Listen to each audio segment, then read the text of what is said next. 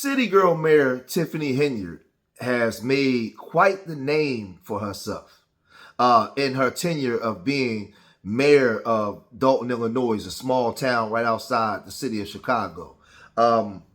She's made a name for herself for all the wrong reasons.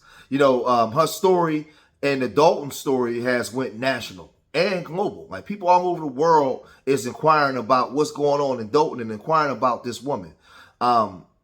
Again, we've seen people in the town come and go crazy, talk about this woman, saying that she's not giving business licenses. She fired her police chief without permission from the board. He's now suing. But she took to Roland Martin to go on there and explain her plight and explain her side of the story. She's saying that there's been court cases, over 24 of them, and she's won. She's going to be vindicated when all of this stuff is said and done. So they talked about the city budget. They talked about police cars being taken away. She's talked about unaccounted for money.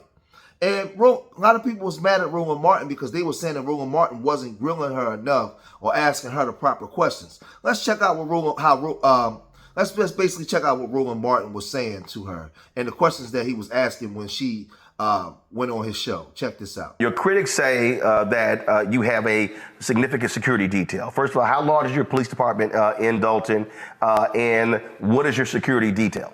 So we have about 45 officers in our village. My security is warranted due to the fact of threats and things of that nature. But what people are not stating is it's in our CBA. That's our collective bargaining agreement. That's our union contract. So it comes with the seat. That's what people are not saying. I didn't make this up. I didn't just create this and say, I want security. How many officers is it? How many officers is what? On security detail. I'm not gonna say how many due to the threats on my life. So, but if it's in your CBA, it is in my CBA. I'm not doing anything wrong. I even went to court due to the fact of people suing me saying I cannot have a security detail, and I won. The judge said I can't have a security detail because it's already in a CBA. Well, that's what Tiffany Henyard is saying. But when you listen to the former police chief of Dolton, check out what he's saying because he's very disgruntled. Former South Suburban Police Chief is blowing the whistle on the embattled mayor of Dolton, Tiffany Henyard. Yes, Fox 32 has investigated Henyard's use of a police security detail, taking officers off the street and costing thousands of dollars in overtime. And now the former chief is talking about it exclusively to Fox 32's Dane Placco. Yeah, Mayor Henyard fired her chief of police late last year without any approval from the village board. So now Robert Collins has filed a lawsuit against the village. And tonight he's talking exclusively to Fox 32 about what he saw on the inside. The manpower was just very stressed and critical to the point of almost breaking, having to provide officers on the detail rather than have officers out patrolling the streets. So at this point, it's basically her word against his. He's suing. Who's lying? Who's telling the truth? Right now, we don't know. She's saying that she has all the receipts. He's basically suing her, saying that she was giving these police all kinds of overtime and their detail, but they wasn't patrolling the streets of Dolton to keep the citizens safe in the manner in which they should. But then she went on to Roland Martin when he was asking her about the budget. Let's check that out. you have other trustees who suggested that the city is in a deficit. What is the state of the city's finances? So we are in a deficit, but it's not what everybody's claiming it to be. They're going around with false allegations of $5 million, $7 million, $8 million. It's all false. Our deficit is $2 million. $2 million. $2 million. And what's your annual budget? Our annual budget is $30 million. $3 million? 30. She's saying that the budget was only in the deficit of $2 million, but that's not what Jason House had to say when the director of the board. This is not what he had to say, and let's check that out because he has something different. Comment on the financials, and I don't know how I neglected to do this. All the way until last month, we were receiving monthly financial reports. This month, we did not receive a monthly financial report the way that we traditionally would. When we talk about the deficit, last fiscal year through May, the deficit was $2.5 million in our operating account. This year, through the report we got, which was September 30th, I pulled that up as you were speaking. So from May through September, there was an additional $4.2 million of deficit. So you couple those two together, the deficit is growing and it's approaching $7 million. And I will share that financial report. We have not received anything this month. And my concern, and sometimes you kind of joke your way through some of the pain because it really is painful. Well, she's saying 2 million, he's saying 7 million. Who's telling the truth? We don't know. We really don't know. But we also understand that on when she was on Roland Martin, he took and asked her, well, who's responsible for the budget? And that who's responsible for the budget? And this is what she had to say. Led to that deficit.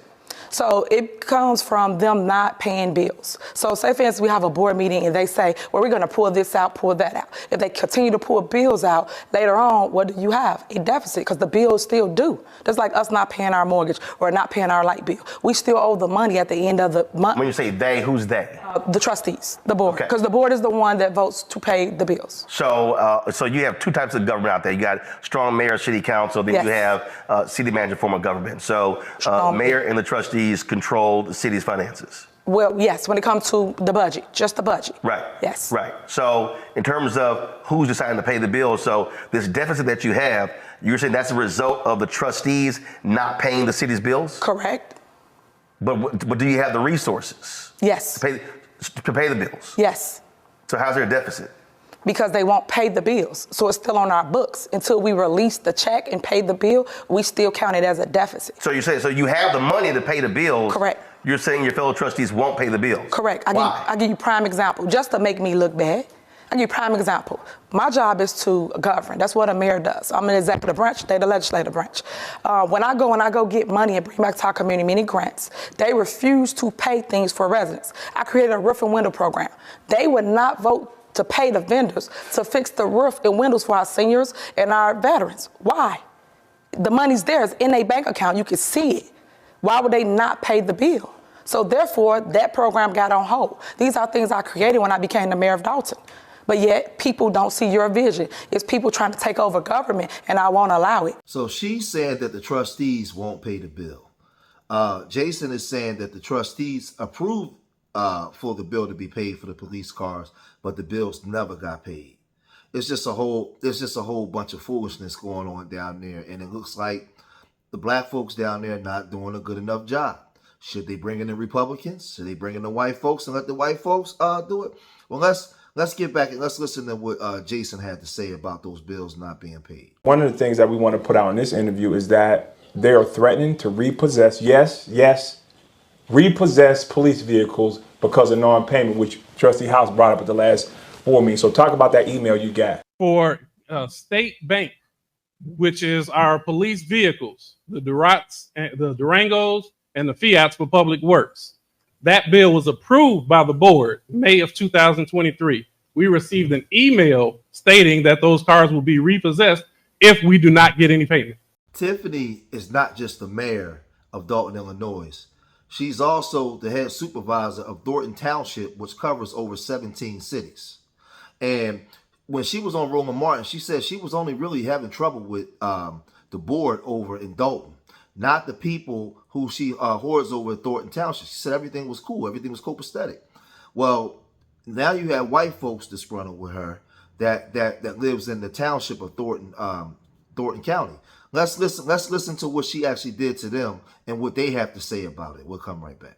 Is new controversy this afternoon for Tiffany Henyard. Dane Placco has the fiery details on the public township meeting that was abruptly shut down last night. Dane?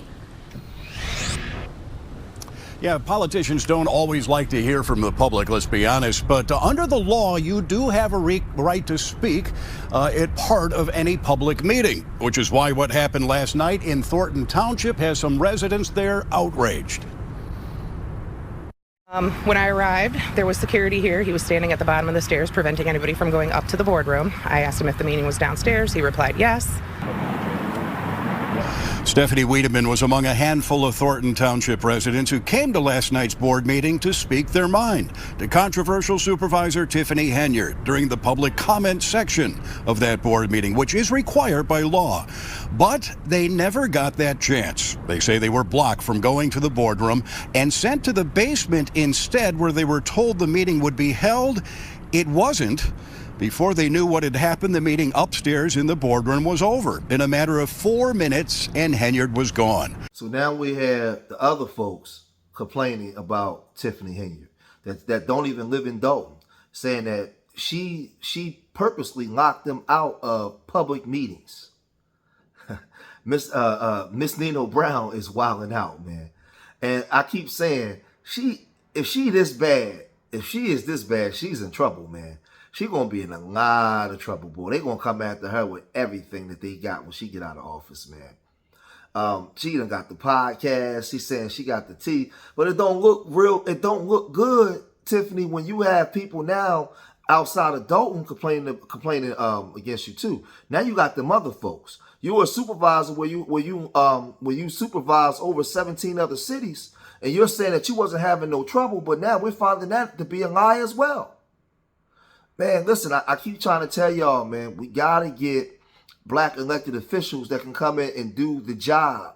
People that can come in that we can trust. We can trust them to actually represent us as a people and do the right thing. Because, again, we are looked at as a group. When one person mess up, they group us all together. They don't put us as an individual like they do other folks. It's all of us. So unfortunately, she's representing all of us. So you can't just vote for somebody just because they're black. Don't do that. You got to vote for somebody because of their credentials. Now, I will tell you, as black people, when we're in a place where we have the predominantly numbers, we need to build up our own candidates of people that we know that's going to go do the job for the township or the city or whatever municipality that we're living in, man. We got to get ourselves together and start doing the right thing. But I'm going to cut this video short here, man. Leave your comments in the comment section. Let me know what you guys think. Subscribe to Street Media TV. And remember, I love y'all. Till the next time. Peace.